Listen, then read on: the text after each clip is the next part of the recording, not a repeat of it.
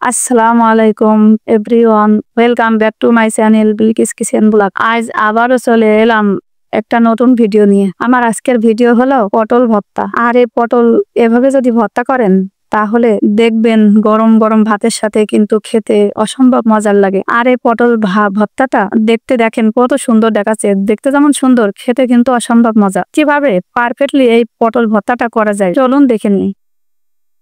তো প্রথমে পটল ভর্তা করার জন্য আমি এই যে আধা কেজি পটল নিয়ে নিয়েছি। পটলগুলো ভালো করে ধুয়ে নিয়েছি। এই যে দেখেন এই পটলগুলো ভালো করে ধুয়ে নিয়েছি। এখন এই পটলগুলো আমি একটা ছুরির সাহায্যে এভাবে আঁচড়িয়ে নেব। এভাবে আঁচড়ে আঁচড়ে পটলের উপরের এই খোসাটা ছাড়াই নেব। কিন্তু পটলের এই শক্ত খোসাটা কিন্তু আমি রেখে দেব, আর পটলের উপরের এই খোসাটা আমি এভাবে ছড়িয়ে নেব। এভাবে ভালো করে খোসাটা ছাড়িয়ে নিতে হবে। আমি একটা ছুরির সাহায্যে ছড়াই নিচ্ছি, আপনারা চাইলে বটি দিয়েও এই পটলের খোসাটাও ছড়িয়ে নিতে পারেন। এখন ছড়ানো হয়ে গেছে, এই যে চাকু দিয়ে দুই মাথা একটু করে কেটে নেব। ছুরি দিয়ে দুই মাথা একটু কেটে নেব। এই যে দেখেন এভাবে কেটে নিয়েছি। এখন মাঝখানতে ছিঁড়ে নেব। এই যে এভাবে মাঝখানতে ছিঁড়ে নেব। মাঝখানতে ছিঁড়ে এই যে এভাবে ছোট ছোট করে কেটে নেব।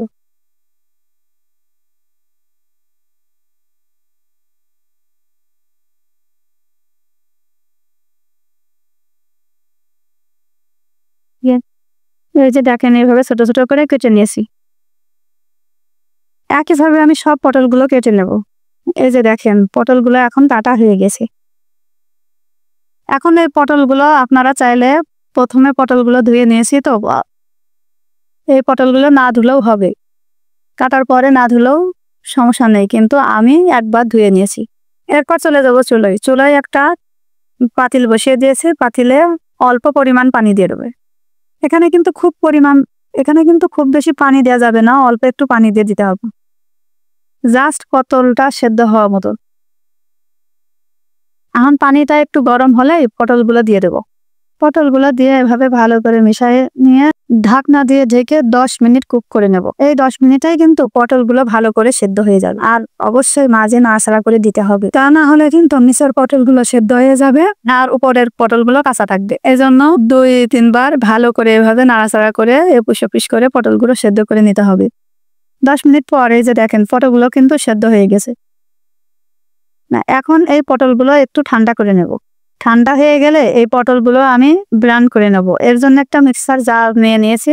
এখন এই মিক্সার জারের মধ্যে পটলগুলো সব দিয়ে দেবো।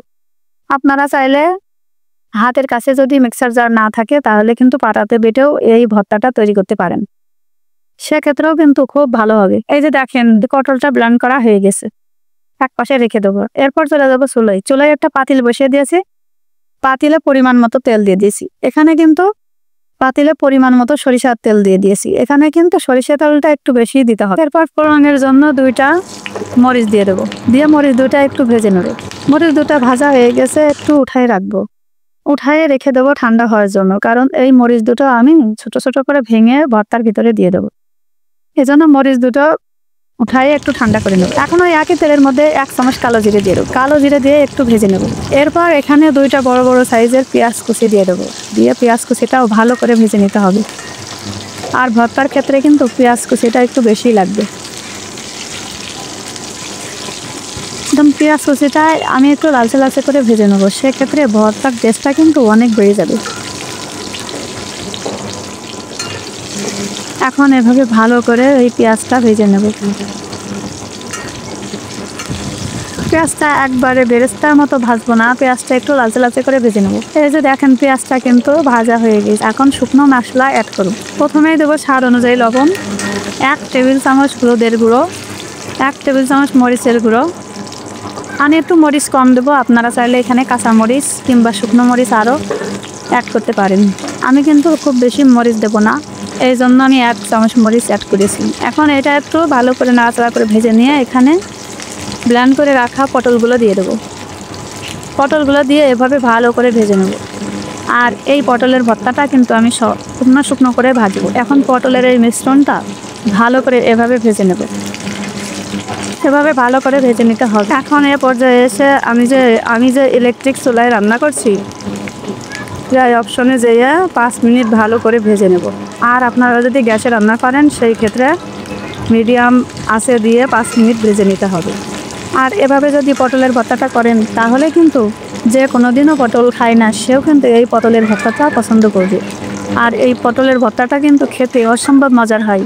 তো এভাবে আমি অনবরত নাড়াচাড়া করে পটলের ভর্তাটা করে নেব। আর এই টাইমটা কিন্তু অনবরত নাড়াচাড়া করতে হবে, তা না হলে কিন্তু নিচে থেকে পুড়ে যাবে। আর যখনই নিচে থেকে পুড়ে যাবে তখনই কিন্তু ভর্তাটা খেতে মোটেও ভালো লাগবে না। আর এখন এ পর্যায়ে এসে সেই ভেজে রাখা শুকনা মরিচ দুটো আমি এভাবে কেটে কেটে দিয়ে দেবো। দেখতেই পাচ্ছেন পটলের ভর্তাটা কিন্তু আমার অলরেডি হয়ে গেছে।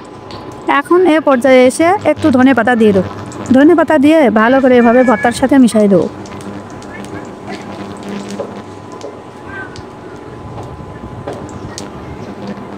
এখন পারফেক্টলি এই ভর্তাটা আমার রেডি হয়ে গেছে।